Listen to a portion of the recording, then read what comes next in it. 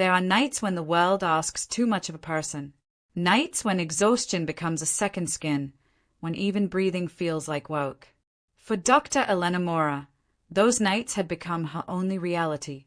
She had been awake for 37 hours straight when the call came through. Another emergency. Another bleeding body wheeled into her small clinic on the edge of the city, where the street lights flickered and the sirens never stopped wailing. She had stopped asking questions years ago. In this part of town, questions got you killed. The man on the gurney was dying. She could see it in the pallor of his skin, the way his chest rose and fell in shallow, desperate gasps. Blood pooled beneath him, dark and relentless, soaking through the thin sheet her nurse had draped over his torso. His suit was expensive, tailored, Italian maybe, but it was ruined now, torn open by whoever had brought him in. His face was calm, unnervingly so, as if death was an old acquaintance he'd been expecting. Elena didn't hesitate. She never did. Her hands moved on instinct, calling out orders to her small team as she pulled on gloves and leaned over the wound. A gunshot. Clean entry, messy exit.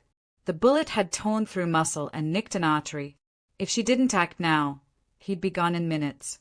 She worked in silence, her fingers steady even as her mind screamed at her to stop, to walk away, to let someone else carry this weight. But there was no one else. There never was. The man's eyes opened once, just for a moment, and they locked onto hers. Dark eyes.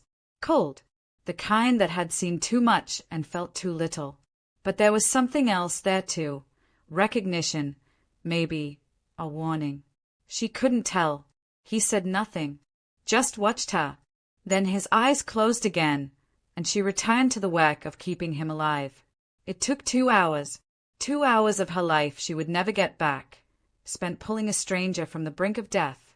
When it was over, when his breathing finally steadied and the monitors beeped in a rhythm that meant survival, she stepped back and let the exhaustion crash over her like a wave. Her niece, Carmen, looked at her with wide, nervous eyes. Should we call someone? Elena shook her head. We don't know who he is. Exactly.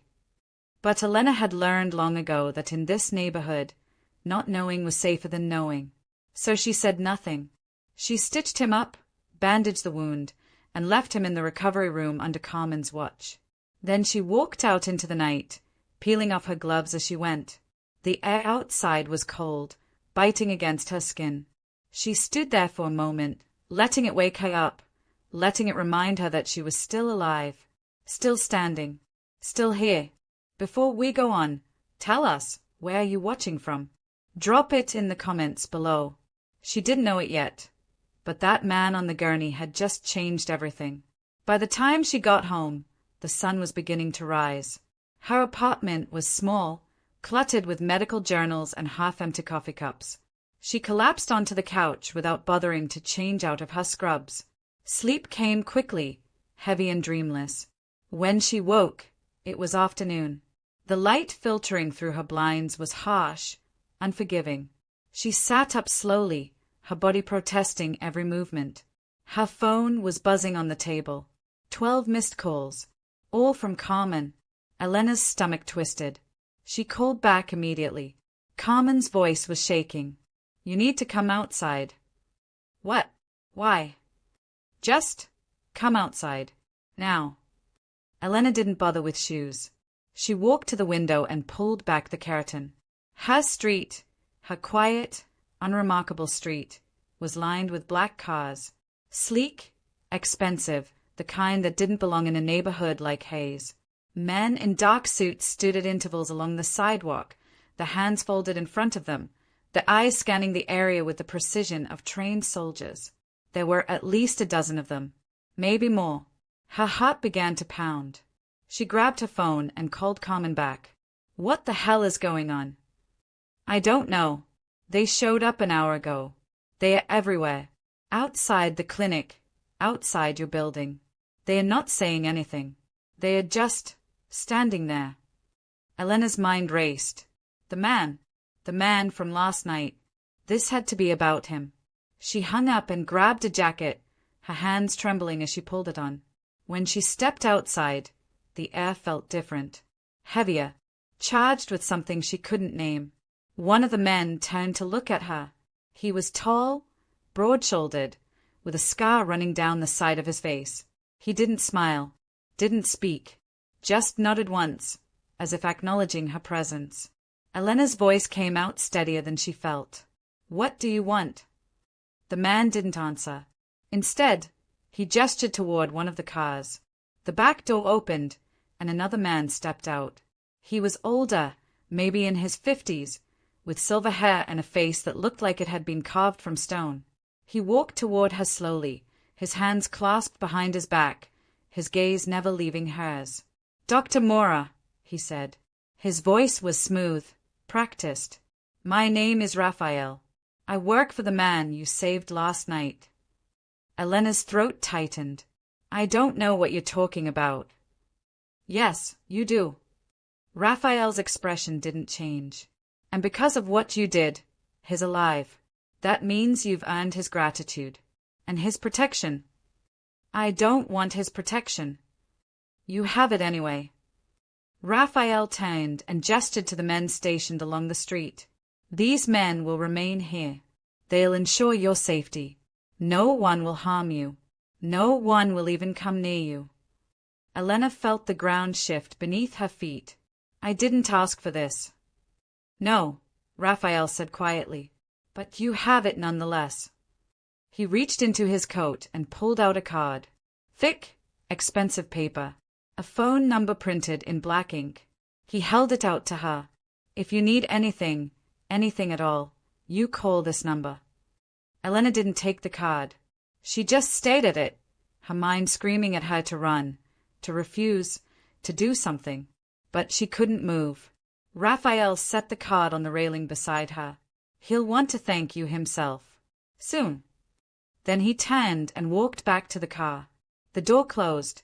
The engine purred to life. And just like that, he was gone. But the men stayed, all of them, standing in silence, watching, waiting. Elena looked down at the card. Her hands were shaking. She had saved a man's life. And now, somehow, her life no longer felt like her own. Fear is a strange companion. It starts as a whisper in the back of the mind, a quiet hum that most people learn to ignore. But for Elena, that whisper had become a roar. She couldn't leave her apartment without seeing them. The men in black suits, stationed like sentries along her street, outside her clinic, even near the corner store where she bought groceries. They didn't speak to her, didn't approach. They just watched. And somehow, that was worse. Carmen refused to come to work. "I have kids." "Elena," she'd said over the phone, her voice breaking. "I can't be around this. I'm sorry." Elena didn't blame her. She wanted to run too. But where would she go? And what would happen if she tried? The clinic felt emptier without Carmen. Patients still came. Gunshot wounds, overdoses, broken bones from fights that no one wanted to explain.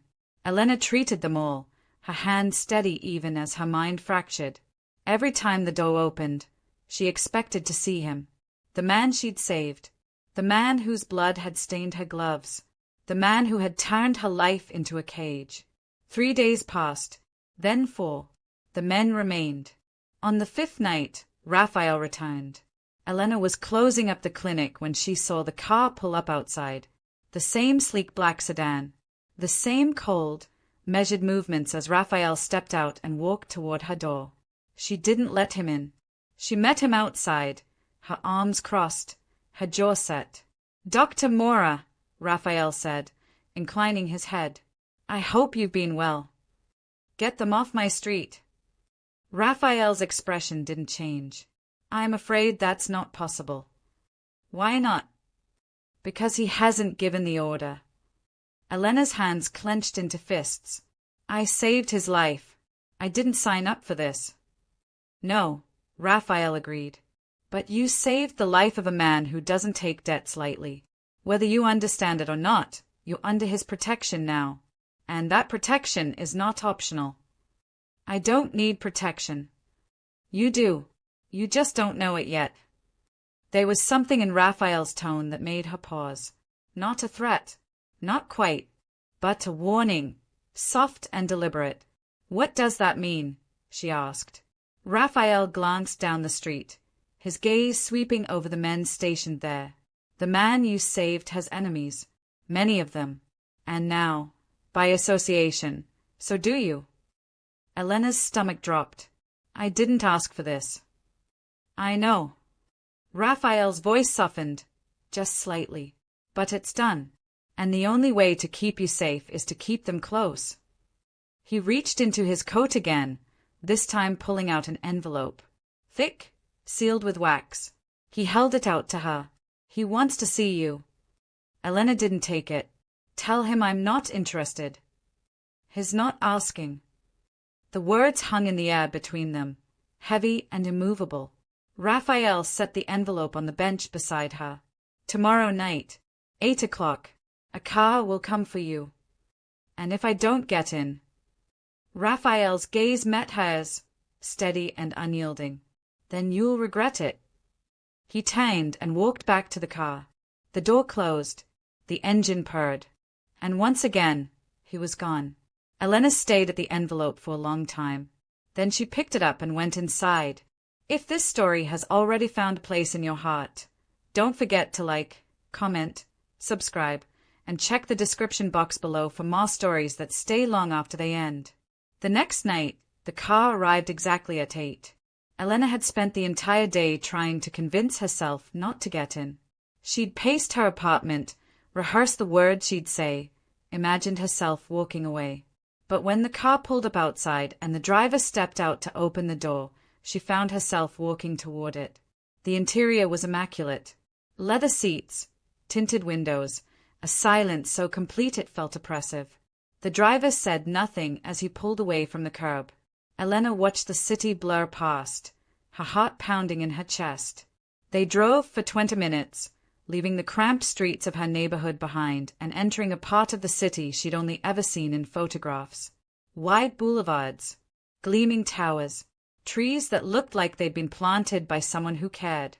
The car turned down a private road, flanked by high walls and iron gates. The gates opened as they approached, and Elena caught a glimpse of the estate beyond. Vast, elegant, untouchable. The car stopped in front of a sprawling mansion, all white stone and arched windows. The driver opened her door, and she stepped out into the cool night air. Raphael was waiting for her at the entrance. Dr. Mora, thank you for coming. I didn't have much of a choice. You always have a choice. Raphael's tone was gentle, almost kind. But I'm glad you made this one. He led her inside. The mansion was exactly as she'd expected. Grand, cold, beautiful in a way that felt distant. Marble floors, high ceilings, chandeliers that dripped light like rain. They walked through a series of hallways, each one more opulent than the last, until Raphael stopped in front of a set of double doors. He knocked once, then pushed them open. The room beyond was a study. Bookshelves lined the walls, floor to ceiling, filled with volumes that looked older than Elena herself. A fire crackled in the hearth, casting shadows across the room. And there, standing by the window, was the man she'd saved. He turned when she entered, and for the first time, she saw him fully. Tall, broad-shouldered. His face was sharp, all angles and shadows, with dark eyes that seemed to see straight through her. The wound she'd stitched was hidden beneath his shirt, but she could see the way he moved, carefully, as if still feeling the ghost of the pain. Dr. Mora, he said. His voice was deep, quiet, and impossibly calm. Thank you for coming. Elena didn't move. I want this to stop. He tilted his head slightly, studying her. What, exactly? The men, the cars, all of it. I see. He walked toward her slowly, his hands in his pockets. And why would I do that? Because I didn't ask for it. You saved my life. So, he said, stopping a few feet away, I owe you, and I always repay my debts. Elena's jaw tightened. I don't want your money. I'm not offering money. Then what? He didn't answer right away. just looked at her, his gaze steady and unreadable. Safety, he said finally. Peace. A life where you don't have to wonder if the next patient you treat will be the one who gets you killed. Elena's breath caught. What are you talking about? You work in a dangerous part of the city, Dr. Mora. You treat dangerous people. How long do you think it'll be before one of them decides you know too much? Before someone comes for you? That's my choice to make. It was, he said quietly, until you saved me. The weight of his words settled over her like a blanket, heavy, inescapable. You can't do this, she said, her voice breaking. You can't just take over my life. I'm not taking it over, he said. I'm protecting it. I don't want your protection. You have it anyway. The same words Raphael had said, the same unyielding certainty. Elena felt the tears prick at her eyes, hot and angry. Who are you? He didn't smile, didn't soften, just looked at her with those dark, unreadable eyes. My name is Dante, he said, and whether you like it or not, Dr. Mora, you're mine now. The room fell silent, the fire crackled, and Elena realized, with a cold, sinking certainty, that her life would never be the same. There are moments when the world tilts, when everything a person thought they knew shifts, and they are left standing in the wreckage, trying to make sense of the pieces. For Elena, that moment had arrived. She didn't sleep that night. Couldn't. She lay in her bed, staring at the ceiling, replaying Dante's words over and over in her mind. Asterisk, you're mine now. Asterisk. What did that even mean? And why, despite the fear coiling in her chest, did part of her feel something else? Something quieter. Something she didn't want to name. The next morning, the men were still there. Still watching. Still silent. Elena went to the clinic, though she wasn't sure why. There were no patients. Carmen had quit. The walls felt like they were closing in, suffocating her with a sterile white emptiness. She sat at her desk and stayed at the phone, willing it to ring, willing something, anything, to feel normal again. It didn't. Instead, Raphael appeared. He knocked once, then let himself in, his expression as calm and measured as ever. Dr. Mora, he said, I'm here to take you somewhere. I'm not going anywhere. It's not a request. Elena stood, her hands trembling. You can't keep doing this. You can't just. Dr. Mora. Raphael's voice was gentle, but firm. Please, this will be easier if you don't resist. She wanted to scream, wanted to fight, but the exhaustion was too much. So she grabbed her coat and followed him outside. The car was waiting. The same black sedan. The same suffocating silence. They drove for nearly an hour, leaving the city behind and heading into the hills. The road grew narrower, winding through dense trees that blocked out the sun. Elena watched the landscape change, her stomach twisting with every mile. Finally, the car stopped. They were at another estate, smaller than the mansion but no less impressive. A sprawling villa with terracotta roofs and gardens that stretched as far as she could see. It was beautiful, serene, and it felt like a prison. Raphael opened her door. This way, please. Elena followed him inside. The villa was warm, filled with light and the scent of fresh flowers.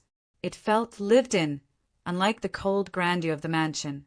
Raphael led her through a series of rooms until they reached a sitting area overlooking the garden. Dante was there, standing by the window, his hands clasped behind his back. He turned when she entered, and for a moment their eyes met. Dr. Mora, he said, I hope the drive wasn't too uncomfortable. Elena didn't answer. She just stood there, her arms crossed, her jaw tight. Dante gestured to a chair. Please, sit. I'd rather stand. As you wish. He moved toward her slowly, his gaze never leaving hers. I know this is difficult for you. I know you didn't ask for any of this. But I need you to understand something. What? Elena's voice was sharp, brittle.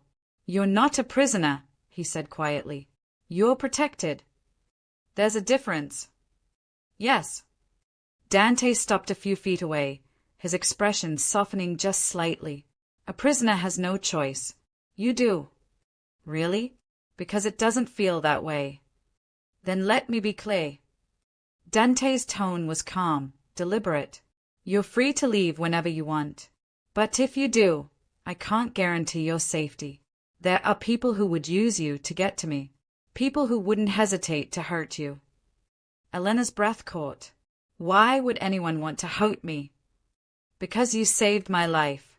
Because they know that makes you important to me. The words hung in the air, heavy and undeniable. If you've ever felt torn between fear and love, you'll understand her. Remember to like, comment, subscribe, and check the description box below. Your support keeps stories like this alive. Elena sank into the chair, her legs suddenly too weak to hold her. This is insane. Yes, Dante agreed. It is. He sat across from her, his movements careful, measured. For a moment, neither of them spoke. The silence stretched, filled with the weight of everything unsaid. Why me? Elena asked finally, her voice barely above a whisper. Why do you care? Dante looked at her for a long time, his dark eyes searching hers. Because you didn't have to save me. You could have let me die, but you didn't. I'm a doctor. It's my job. No, Dante said quietly. It's more than that. You cared, even though you didn't know who I was, even though helping me put you at risk. You cared. Elena felt something crack inside her chest. That doesn't mean I want this. I know. Dante's voice was soft, almost tender. But it's the only way I can keep you safe. Safe from what? From the people who would destroy you to hurt me. Elena's hands clenched in her lap. And what if I don't want your protection? Then I'll respect that, Dante said. But know this, if you walk away and something happens to you, I'll carry that weight for the rest of my life. The rawness in his voice caught her off guard. For the first time, she saw past the cold, controlled exterior, saw the man beneath, and it terrified her. Who are you, really? She asked. Dante leaned back, his gaze distant. Someone who's made a lot of mistakes, someone who's hurt a lot of people, but also someone who's trying, in his own way, to do the right thing. By trapping me here, by keeping you alive. The truth of it settled over her, cold and undeniable. She wanted to hate him, wanted to scream at him, but she couldn't, because deep down, she knew he was right. The days that followed blurred together. Elena stayed at the villa, not because she wanted to, but because she didn't know where else to go. Dante kept his distance, appearing only occasionally, always polite, always careful. Raphael checked on her daily, ensuring she had everything she needed. But it didn't feel like freedom. It felt like waiting. For what? She didn't know. One evening, as the sun set over the garden, Elena found herself wandering the grounds. The air was cool, fragrant with jasmine and earth. She walked until she reached a small fountain at the edge of the property, its water shimmering in the fading light. She sat on the edge, her hands resting in her lap, and let the exhaustion wash over her. She was so tired, tired of fighting, tired of being afraid, tired of feeling like her life had been stolen. It's beautiful, isn't it? Elena jumped, turning to see Dante standing a few feet away. He looked different in the soft light, less like the cold, untouchable figure from the mansion and more like a man. Just a man. I didn't hear you, she said. I didn't mean to startle you. He walked closer, his hands in his pockets, his gaze on the fountain. I come here when I need to think. It helps. Elena didn't respond, just watched him, trying to understand. I know this isn't what you wanted, Dante said quietly, but I hope, in time, you'll see that it's not a punishment. It's a promise. A promise of what? He turned to look at her, and for the first time, she saw something vulnerable in his eyes. That as long as I'm alive, No one will ever hurt you. Elena's throat tightened. And what if I don't want that? Dante smiled, just slightly, though it didn't reach his eyes. Then I'll spend the rest of my life convincing you otherwise. He turned and walked away, leaving her alone by the fountain. And as the night closed in around her, Elena realized something she hadn't expected. She wasn't sure if she wanted to be convinced. But she wasn't sure she didn't, either. Time moves differently when the world shrinks. Days lose their edges. Nights stretch into something endless. For Elena, the villa had become both sanctuary and cage, and she couldn't tell where one ended and the other began. She woke each morning to the sound of birds, their songs drifting through the open windows. Breakfast was always waiting, fresh fruit, warm bread, coffee that tasted better than anything she'd ever made for herself. She ate alone, in the sunlit dining room, and tried not to think about how easy it would be to get used to this. Dante rarely appeared during the day. She'd catch glimpses of him sometimes, walking the grounds or speaking quietly with Raphael in the study. He never intruded, never demanded her time. But his presence was everywhere, woven into the fabric of the villa like a thread she couldn't pull loose. At night, though, things were different. At night, he sought her out. It started small. A knock on her door, soft and tentative. "May I join you?" he'd ask, and Elena would nod, too tired to refuse. They'd sit together in the library, the fire crackling between them, and he'd read while she pretended to do the same. The silence was comfortable, safe, and that, more than anything, unsettled her. One evening, after nearly 2 weeks at the villa, Elena broke the quiet. "Why do you do this?" she asked. Dante looked up from his book, his expression unreadable. "Do what?" "This." She gestured vaguely at the room, at him, at the space between them. "Sit here. Act like we're friends." "Aren't we?" "No." The word came out sharper than she intended. "We're not." Dante closed his book, setting it aside. "Then what are we?" Elena didn't have an answer. She looked away, her chest tightening. "I don't know." "Neither do I," Dante admitted. "But I'd like to find out." She met his gaze, and for a moment she saw something raw in his eyes, something that looked almost like loneliness. "Why me?" she asked again, softer this time. Dante leaned forward, his elbows resting on his knees. "Because you're different." "Different how?" "You didn't see me as a monster, even after everything, even knowing what I am." He paused, his voice dropping. "You saw me as someone worth saving." Elena's throat tightened. "That's my job." "No," Dante said quietly. "It's who you are." The weight of his words settled over her, and she didn't know how to carry them. So she said nothing, just looked at him, trying to understand the man behind the careful words and the cold exterior. "Tell me about yourself," Dante said suddenly. Elena blinked. "What?" "Tell me something. Anything. I want to know you." "Why?" "Because you're here. Because I put you here. And because I need to know that you're more than just a debt I'm trying to repay." Elena hesitated, then sighed. "There's not much to tell. I grew up in the city. My parents died when I was young. Medical school was the only way out. I worked hard, graduated, and ended up in a neighborhood where no one else wanted to be. That's it." "That's not it," Dante said. "That's just the surface." "What do you want me to say?" "I want you to tell me why you stayed, why you didn't leave when things got hard."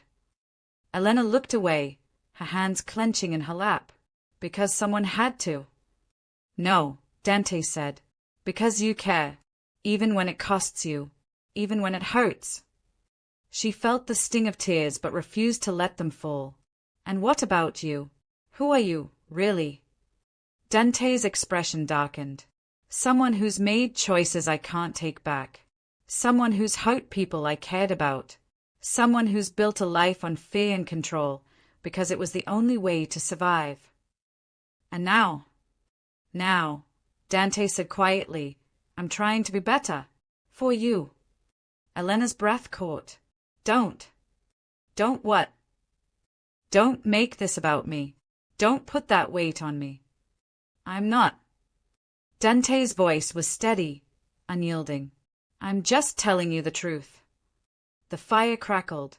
The silence stretched. And Elena realized, with a sinking feeling, that she believed him. If your heart's racing too, take a breath. And don't forget to like, comment, subscribe, and check the description box below for more unforgettable love stories. The days continued. Elena found herself settling into a rhythm, though she hated herself for it. She walked the grounds in the mornings, read in the afternoons, and sat with Dante in the evenings. They talked more now, about small things, books, music, the way the light changed over the garden at dusk. He was careful with her, always, never pushing, never demanding. And that, somehow, made it worse. Because it would have been easier to hate him if he'd been cruel, if he'd been the monster she'd expected. But he wasn't. One night, as they sat together in the library, Elena asked the question that had been gnawing at her for days. What happens when this is over? Dante looked at her, his expression unreadable. What do you mean? When the threat is gone, when I'm safe, what happens then? Dante didn't answer right away. He stood and walked to the window, his hands in his pockets, his gaze on the dark garden beyond. I don't know, he said finally. I suppose that depends on you. On me? Yes. He turned to look at her, and there was something vulnerable in his eyes, something she hadn't seen before. If you want to leave, I won't stop you. But if you want to stay... He trailed off, leaving the sentence unfinished. Elena's heart pounded. And if I stay, then I'll spend every day proving that you made the right choice. She wanted to argue, wanted to tell him that it wasn't that simple, that he couldn't just erase everything with a promise. But the words wouldn't come, because part of her, some quiet, treacherous part, wanted to believe him. That night, Elena lay in bed and stared at the ceiling. Her mind was a storm, chaotic and relentless. She thought about Dante, about the way he looked at her like she was something precious, something worth protecting. She thought about the life she'd left behind, the clinic, the endless nights, the exhaustion that had become her constant companion. And she realized, with a cold, creeping certainty, that she didn't miss it. Not the way she should. The next morning, she found Dante in the study, bent over a stack of papers. He looked up when she entered, his expression softening. Elena. She stood in the doorway, her hands clenched at her sides. I need to know something. Anything. If I asked you to let me go, right now, today, would you? Dante set down his pen, his gaze steady. Yes. Just like that. Just like that. Elena swallowed hard. And the men? The guards? Gone. All of it. She searched his face for a lie, for some hint of manipulation. But there was none. Just honesty. Just certainty. Then why haven't you? She asked. Why haven't you offered? Dante stood and walked toward her, stopping just a few feet away. Because I don't want you to go. That's not fair. I know. His voice was soft, almost pained. But it's the truth. Elena's breath hitched. I don't know what you want from me. Nothing, Dante said. I just want you here. Safe. That's all. She wanted to believe him, wanted to trust that this was really about protection and nothing more. But the way he looked at her, the way his gaze lingered, the way his voice softened when he said her name, made it impossible to ignore what was really happening.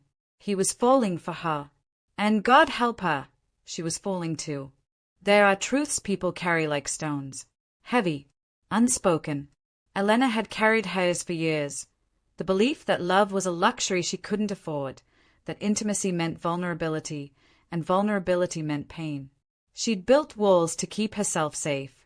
But walls, she was learning, could also keep her trapped. Dante was dismantling hers, brick by brick, without even trying. It happened in small moments. The way he handed her coffee in the mornings, his fingers brushing hers. The way he listened when she spoke, as if every word mattered. The way he looked at her, like she was the only thing in the room worth seeing. She tried to resist, tried to remind herself that this was forced, that she was here because she had no choice.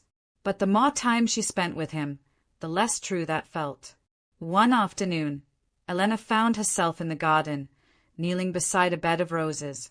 She'd always loved flowers, though she'd never had time to care for them. Here, though, time felt infinite, and the roses were so beautiful it hurt. She was so focused on trimming a stem that she didn't hear Dante approach. "You're good at that," he said. Elena jumped, dropping the shears. "You startled me." "I'm sorry." Dante bent down and picked up the shears, handing them to her. "I didn't mean to." She took them, her fingers brushing his. "What are you doing here?" "Looking for you." "Why?" "Because I wanted to see you." His tone was matter-of-fact, as if it were the most natural thing in the world. Elena looked away, her cheeks warming. "You see me every day." "I know." Dante crouched beside her, his gaze on the roses. "But I don't think I'll ever get tired of it." Her breath caught. "You shouldn't say things like that." "Why not?" "Because—" She trailed off, unable to finish the sentence. Dante reached out, his fingers brushing a stray curl away from her face. The touch was so gentle it made her chest ache. "Because it makes you feel something you don't want to feel." Elena's throat tightened. "Yes."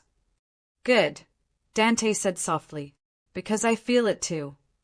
She looked at him then, really looked at him, and saw the truth in his eyes. He wasn't playing a game, wasn't manipulating her. He was just there, real, and terrifyingly honest. "I don't know what to do with this," Elena whispered. "You don't have to do anything," Dante said. "Just let it be."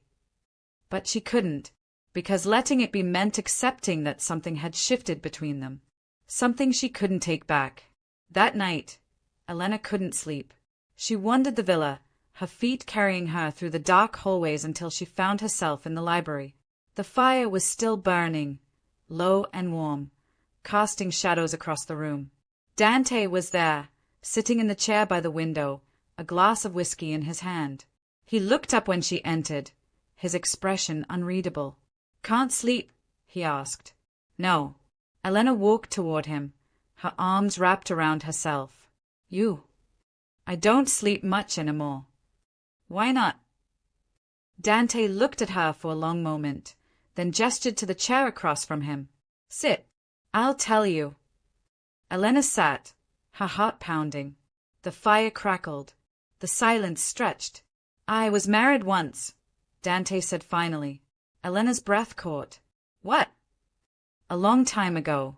Her name was Isabella." His voice was distant, as if he was speaking about someone from another life. "She was everything. Kind, smart, beautiful.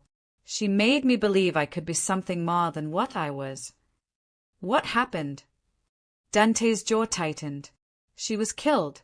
Because of me. Because of who I am. Because I couldn't protect her." Elena felt her chest tighten. "I'm sorry." "Don't be." Dante's voice was flat, hollow. "It was my fault.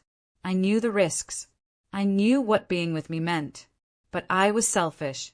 I wanted her anyway." "That doesn't make it your fault." "Yes," Dante said quietly. "It does." He took a long drink, his gaze on the fire. "After she died, I swore I'd never let anyone get close again. I built walls, did things I'm not proud of, became the man people feared. Because fear is easier than love. Fear doesn't hate." Elena's throat ached. "Then why are you telling me this?" Dante looked at her, and the vulnerability in his eyes nearly broke her. "Because you're making me remember what it feels like to care, and it terrifies me." "Why?" Because I don't want to lose you the way I lost her.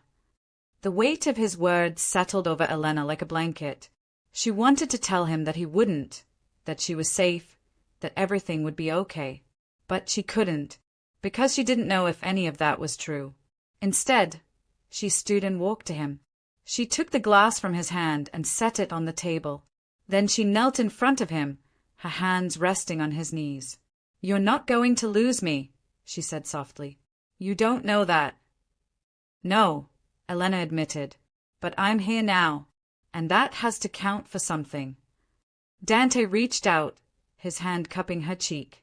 His touch was warm, gentle, and it made her heart ache. "You have no idea what you do to me." "Then tell me." "You make me feel human again," Dante whispered, "and I don't know if that's a gift or a curse." Elena leaned into his touch, her eyes closing. "Maybe it's both." He pulled her closer, his forehead resting against hers. They stayed like that for a long time, the fire crackling, the silence wrapping around them like a cocoon. And for the first time since she'd arrived, Elena felt something she hadn't expected. Peace, love, Elena was learning, was not the grand, sweeping thing she'd read about in books. It was quieter, smaller, a slow unraveling of the self, thread by thread, until there was nothing left to hide behind. And it terrified her. She woke one morning to find a note on her nightstand. Dante's handwriting, neat and deliberate. Asterisk, meet me in the garden at sunset. D asterisk. She stayed at it for a long time, her heart pounding. Then she folded it carefully and tucked it into her pocket. The day passed in a haze. Elena tried to distract herself, reading, walking, anything to keep her mind from racing. But it was useless. All she could think about was Dante, the way he'd looked at her last night, the way his voice had cracked when he'd spoken about Isabella, the way his hand had felt against her cheek. By the time sunset arrived, Elena's nerves were frayed.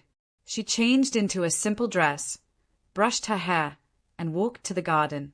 Dante was waiting for her by the fountain, dressed in dark slacks and a white shirt, the sleeves rolled up to his elbows.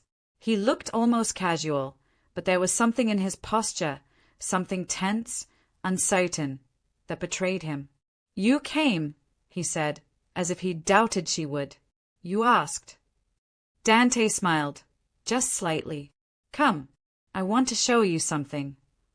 He led her deeper into the garden, past the roses and the jasmine, to a part she hadn't explored yet. There, hidden among the trees, was a small clearing. Lanterns hung from the branches, the light soft and warm. A blanket was spread on the ground, with wine and food laid out carefully. Elena stopped, her breath catching. "What is this?" Thank you," Dante said, "for staying, for giving me a chance. You didn't have to do this." "I know." He stepped closer, his gaze steady. "But I wanted to." They sat together, the night closing in around them. Dante poured wine, and they talked about everything and nothing. He told her about his childhood, growing up in a world where survival meant becoming hard. She told him about medical school, about the sleepless nights and the patients who'd broken her heart. And somewhere between the stories, the walls came down. Before we close this chapter, take a moment, like, comment, subscribe, and check the description box below. Every small gesture helps the next story find its way to you. "Why did you become a doctor?" Dante asked. Elena looked at her hands, the wine glass cradled between them. "Because I wanted to save people. I wanted to make a difference." "And did you?" "Sometimes." She smiled, though it was sad. "Not always, but enough to keep going." Dante reached out, his fingers brushing hers. "You saved me." "You keep saying that." "Because it's true." His voice was soft, earnest. "You didn't just save my life, Elena. You reminded me why it's worth living." Her throat tightened. "I don't know how to do this." "Do what?" "This." She gestured between them. "Whatever this is." Dante's grip tightened on her hand. Neither do I. But I want to try. Elena looked at him, at the vulnerability in his eyes, and felt something shift inside her. Something that felt like surrender. Okay, she whispered. Okay. Okay. Dante smiled, and it was the most beautiful thing she'd ever seen. Then he leaned in, slowly, giving her time to pull away. But she didn't. She let him close the distance, let his lips brush hers, soft, tentative, searching. The kiss was everything she hadn't known she needed. Gentle, warm, real. When they pulled apart, Dante rested his forehead against hers. I don't deserve you. Maybe not, Elena said. But you have me anyway. And in that moment, beneath the stars, with the scent of jasmine in the air, Elena realized that she'd stopped fighting. She'd stopped running. She was his, and he was hers. There is a kind of happiness that feels fragile, like holding water in cupped hands, knowing it will slip through no matter how tightly you hold on. Elena felt it every morning when she woke beside Dante, his arm draped over her waist, his breathing soft and steady. She felt it in the quiet moments they shared, meals, walks, the way he'd reach for her hand without thinking. But she also felt the shadow lurking at the edges, the knowledge that this peace was borrowed, that the world outside the villa was waiting. Dante never spoke about it, never mentioned the calls Raphael took in hushed tones, or the tension that crept into his shoulders when he thought she wasn't looking. But Elena saw it, and she knew, with a certainty that made her chest ache, that something was coming.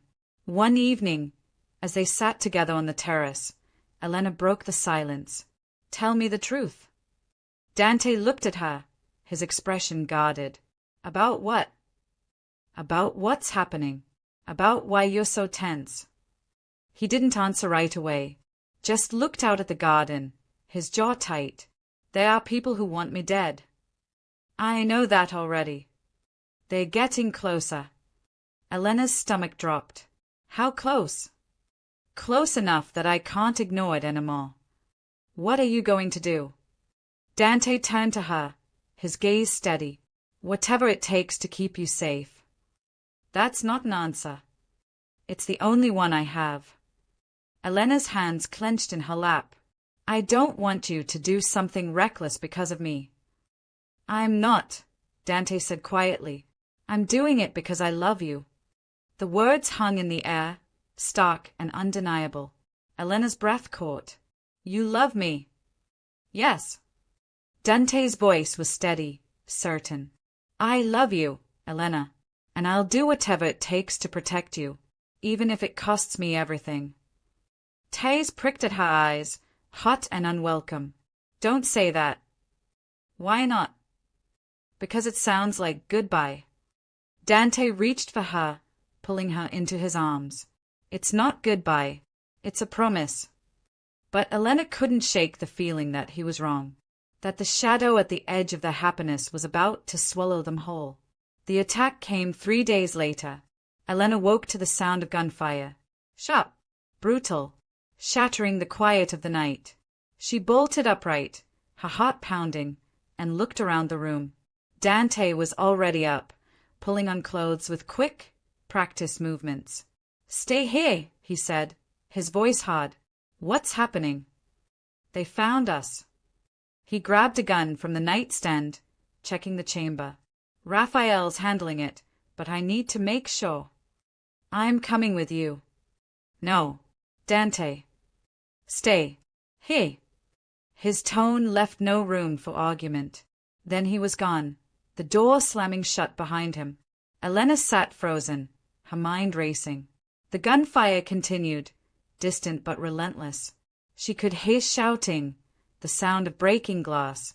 Her hands trembled as she reached for her phone, but there was no signal, no way to call for help. She waited. Minutes stretched into hours, or maybe it was only seconds. Time felt meaningless.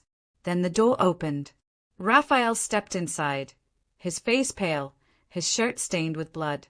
Dr. Mora, come with me. What happened? Where's Dante? He's fine. But we need to move. Now. Raphael led her through the villa, down a series of hallways she'd never seen before. The sounds of the fight faded behind them, replaced by an eerie silence. They reached a hidden door, and Raphael pushed it open, revealing a tunnel. Go, he said. It leads to the main road. There's a car waiting. What about Dante? He'll meet you there. I'm not leaving without him. Raphael's expression hardened. He gave me explicit orders to get you out. Don't make this harder than it has to be. Elena's chest tightened, but she nodded. She stepped into the tunnel, the darkness swallowing her. She didn't see Dante that night, or the next day, or the day after that. Raphael took her to a safe house on the outskirts of the city. It was small, nondescript, nothing like the villa. He assured her that Dante was fine, that he was handling things, that he'd come for her as soon as it was safe. But Elena didn't believe him. She paced the small house, her mind a storm of fear and anger. She thought about Dante, about the way he'd looked at her that last night, like he was mimeizing her face, about the way he'd said he loved her, like it was both a gift and a burden. And she realized, with a cold, sinking certainty, that she might never see him again. Grief is a strange thing. It doesn't announce itself. It doesn't knock politely and wait to be let in. It crashes through the door, uninvited, and takes over every room, every thought, every breath. Elena felt it now, sharp and relentless, even though she didn't know if she had the right to. Dante wasn't dead. At least, that's what Raphael kept telling her. But he wasn't here, and the not knowing was its own kind of death. She spent her days in the safe house, staring at the walls, replaying every moment they'd shared. The way he'd looked at her in the garden, the way his hand had felt against her cheek, the way he'd said *I love you* like it was the only truth that mattered. And she hated herself for not saying it back. Raphael came and went, his face a mask of calm professionalism. He brought food, supplies, reassurances. But Elena saw the cracks in his composure. The way his hands shook when he thought she wasn't looking. The way he avoided her questions. "Where's he?" she asked one evening, her voice sharper than she intended. Raphael looked up from his phone, his expression guarded. "His handling things." "That's not an answer. It's the only one I can give you." Elena stood, her fists clenched at her sides. "I need to see him." "That's not possible." "Why not?" "Because it's not safe." "I don't care about safe." Her voice cracked, the frustration boiling over. "I need to know he's okay. I need to see him." Raphael's expression softened, just slightly. "He's alive, Dr. Mora. That's all I can tell you." "Is he hurt?" Raphael hesitated, then nodded. Elena's breath caught. "How badly?" "I can't." "How badly?" Raphael sighed, running a hand through his hair. "He took a bullet. It's not life-threatening, but he needs time to recover. He's being taken care of." Elena sank into the chair, her hands trembling. "I want to see him." "He doesn't want you to." The words hit her like a punch. "What?" "He said it's too dangerous. That if they know about you, they'll use you to get to him. He wants you to stay here, where you're safe." "I don't care what he wants." Elena's voice broke. "I need to see him. Please." Raphael looked at her for a long moment, his expression conflicted. Then he nodded. "I'll see what I can do." 2 days later, Raphael came for her in the middle of the night. He didn't explain, just told her to get in the car. Elena didn't ask questions. She just followed him, her heart pounding. They drove for over an hour, through winding roads and dark forests, until they reached a small cabin hidden among the trees. Raphael led her inside, his hand on her elbow, guiding her through the dim hallway. Dante was in the back room, lying on a bed, his chest wrapped in bandages. He looked pale, exhausted, but alive. And when he saw her, his eyes widened. "Elena!" She didn't wait.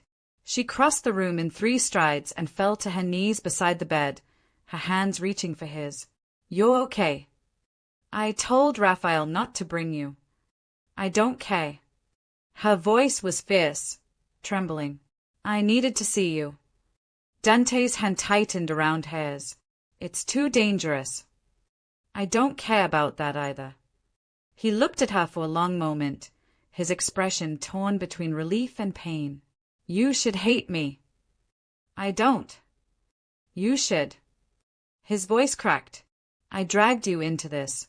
I put your life at risk. Stop. Elena's hands cupped his face, forcing him to look at her. I chose to stay. I chose this, and I'd choose it again. Dante's eyes glistened. Why? Because I love you. The words hung in the air, raw and undeniable. Dante's breath hitched. You love me. Yes. Elena's voice was steady, certain. I love you, Dante, even though it scares me, even though I don't know what comes next. I love you. He pulled her closer, his forehead resting against hers. I don't deserve you. You don't get to decide that. He laughed, just a little, though it was tinged with pain. God, I love you. They stayed like that for a long time, holding each other, the world outside forgotten. And for the first time in days, Elena felt like she could breathe again. If your heart's racing too, take a breath. And don't forget to like, comment, subscribe, and check the description box below for more unforgettable love stories. The days that followed were strange.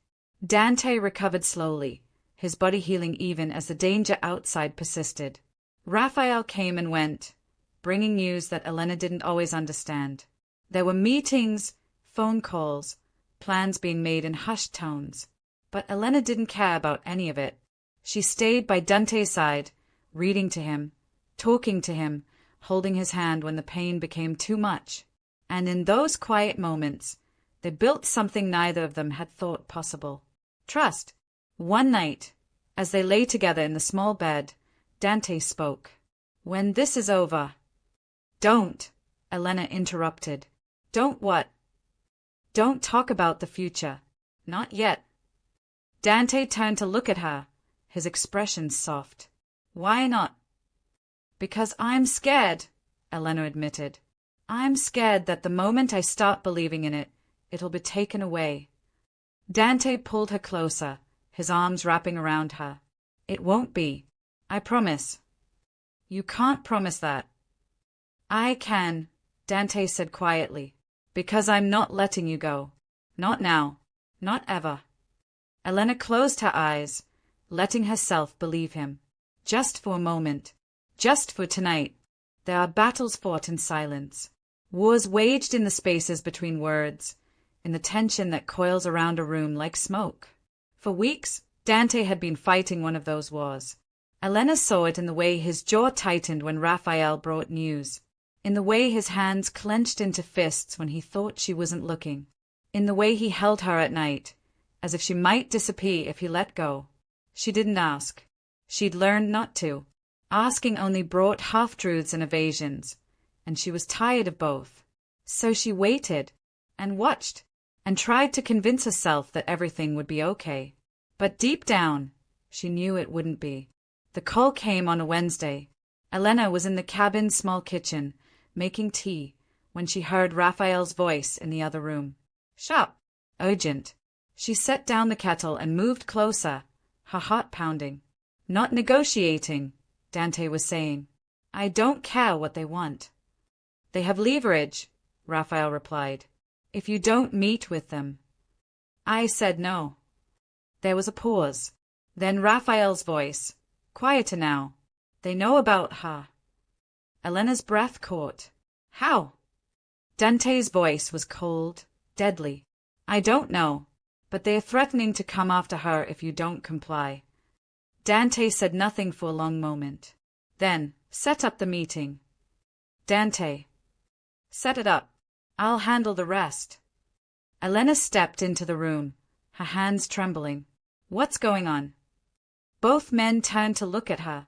Dante's expression was carefully blank, but Raphael's was stricken. Nothing, Dante said. Don't lie to me. Dante crossed the room, his hands reaching for hers. It's nothing you need to worry about. If it involves me, I need to worry about it. Elena. Who are they? Her voice was steady, even though her insides were shaking. What do they want? Dante's jaw tightened. They want me, and they're using you to get to me. Then let them. What? Let them have you. Elena's voice cracked. I don't care. I just want you safe.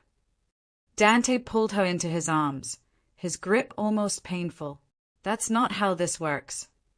Then how does it work? I meet with them. I give them what they want. And then it's over. What if it's not? What if they hurt you? They won't. His voice was firm, certain. I won't let them.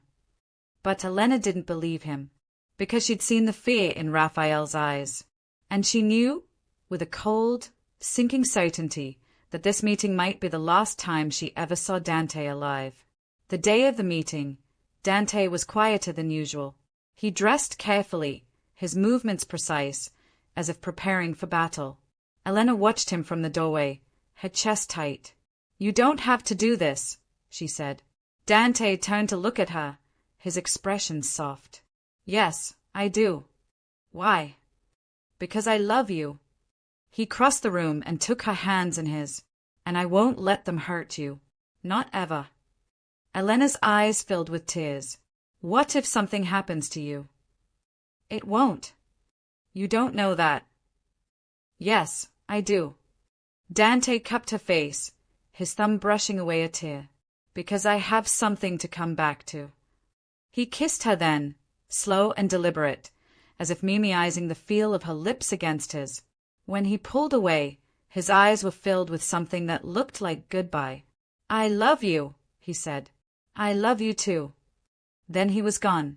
Elena spent the next hours in agony. She paced the cabin, her mind racing, imagining every terrible possibility. Raphael stayed with her, his presence a silent comfort, though he said nothing. When the phone rang, Elena nearly dropped it. Hello.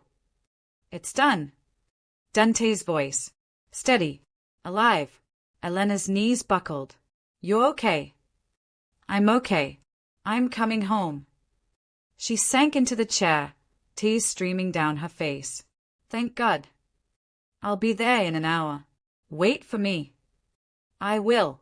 I promise. When Dante walked through the door, Elena didn't wait. She ran to him, throwing her arms around his neck, and he caught her, holding her so tightly she could barely breathe. You're okay, she whispered. I'm okay. His voice was rough, filled with emotion. It's over, Elena. It's finally over.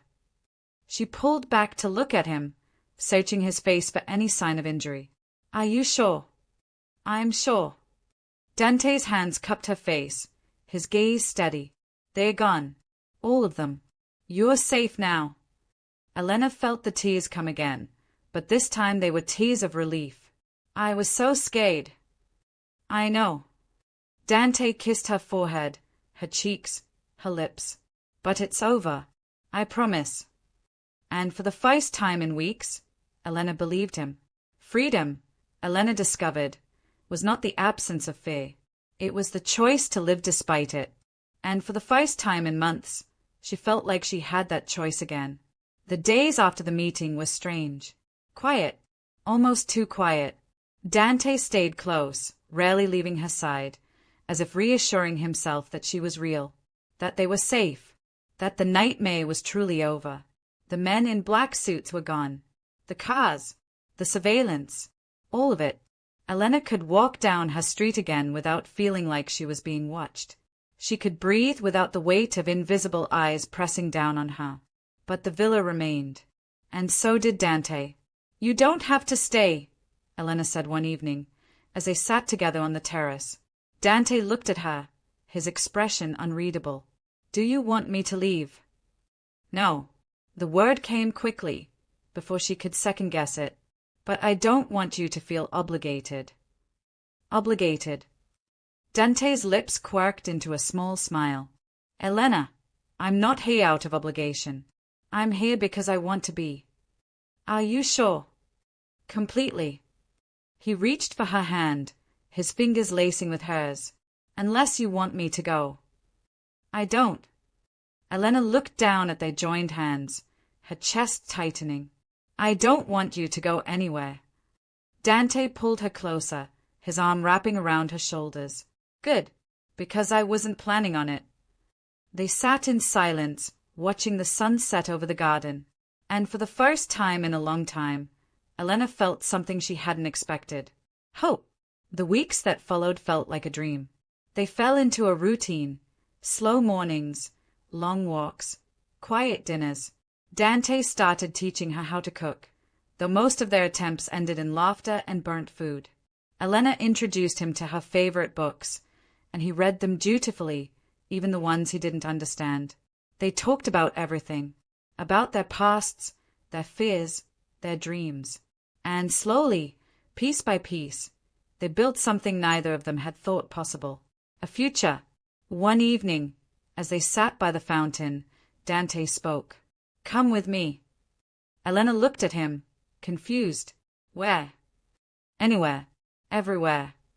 Dante's eyes were bright, filled with a kind of excitement she'd never seen before. Let's leave this place. Start over somewhere new. Just the two of us. Elena's heart skipped. Are you serious? Completely.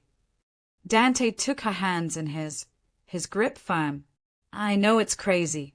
I know it's a lot to ask. But I want to build a life with you, Elena. A real life. One that's ours. Taze pricked at her eyes. What about the clinic? What about? We'll figure it out, Dante said. Together. Elena looked at him, at the man who'd turned her life upside down and then put it back together in a way she'd never imagined. And she realized, with a clarity that took her breath away, that she didn't want to say no. Okay, she whispered. Okay. Okay. She smiled through her tears. Let's do it. Dante pulled her into his arms, his laughter warm and bright. I love you. I love you too. And as the night closed in around them, Elena felt something she hadn't felt in years. Free. Leaving is its own kind of death. A shedding of the old self, the old life, the old fears. Elena felt it as she packed the last of her belongings, her hands moving mechanically over clothes and books and the small trinkets that had defined her existence. She was leaving behind the clinic, the neighborhood, the life she'd built from nothing. But she wasn't afraid, because Dante was beside her, and that was enough. They left on a Tuesday, just as the sun was rising. Raphael drove them to the airport, his expression unreadable. At the terminal, he pulled Dante aside, and they spoke in low tones. Elena couldn't hear what they said, but she saw the way Raphael's hand gripped Dante's shoulder, the way his eyes softened, just for a moment. Then Dante returned to her, his hand finding hers. Ready? He asked. Elena looked back one last time at the city she'd called home, at the life she was leaving behind. Then she turned to Dante and smiled. Ready. They flew to a small coastal town in another country, one where no one knew Dante's name and no one cared about his past. The house they rented was modest, with white walls and blue shutters and a view of the ocean that took Elena's breath away. It was perfect. They spent their days exploring the town, learning the language, tasting the food. Dante bought a boat, and they spent hours on the water, the sun warm on their skin, the world stretching endlessly before them. Elena found work at a local clinic, treating fishermen and tourists and the occasional child with a scraped knee. And at night, they came home to each other. There were moments when the past crept in. When Elena saw Dante staring out at the ocean, his expression distant, and she knew he was thinking about the life he'd left behind, the people he'd lost, the choices he couldn't take back. But she never asked. She just took his hand and pulled him back to the present. To her. One evening, as they sat on the porch watching the sunset, Dante spoke. Do you ever regret it? Elena looked at him, confused. Regret what? This. Us. Leaving everything behind. She thought about it for a moment, then shook her head. No. Do you? No. Dante's voice was soft, certain. I just want to make sure you're happy. Elena reached for his hand, her fingers lacing with his. I am. I really am. Dante smiled, and it was the kind of smile that made her chest ache. Good. Because I plan on spending the rest of my life making sure you stay that way.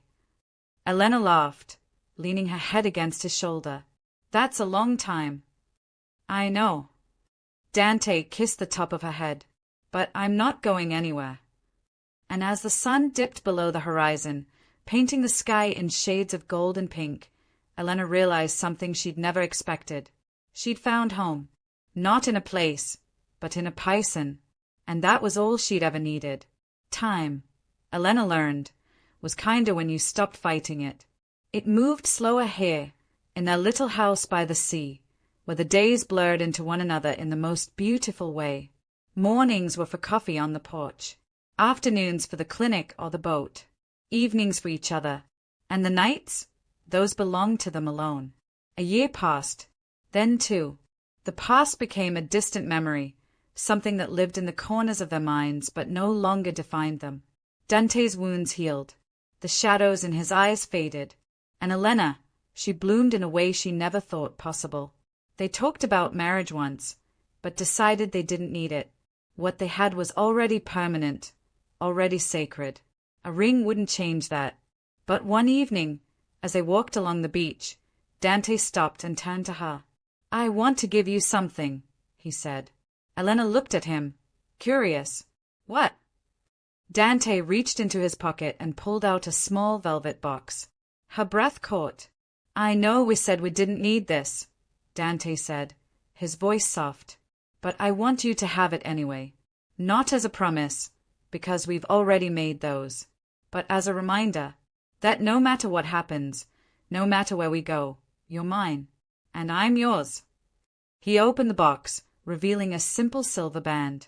Elegant. Timeless. Perfect. Elena's eyes filled with tears. Dante. Will you wear it? He asked. Yes. The word came without hesitation. Yes, I will. Dante slipped the ring onto her finger, then pulled her into his arms. They stood there for a long time, the waves lapping at their feet, the sky above them endless and bright. And Elena realized, with a clarity that took her breath away, that this was it. This was the life she'd been searching for. Not the one she'd planned, not the one she'd expected, but the one she'd found. With him. If stories like this linger in your heart long after they end, don't leave just yet.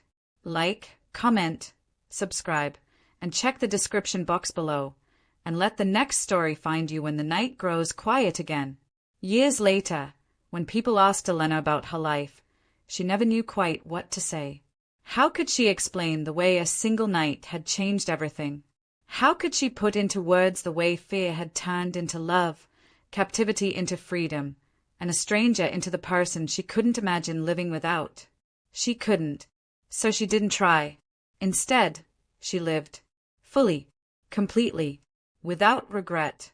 And when she looked at Dante, at the man who'd turned her world upside down and then put it back together in a way she'd never imagined, she saw not the past, but the future. Their future. It wasn't perfect. Nothing ever was. But it was theirs. And that was enough. The sea stretched before them, endless and vast. And together, hand in hand, they walked toward it. Toward whatever came next. Together. Always. Asterisk, asterisk, end, asterisk, asterisk.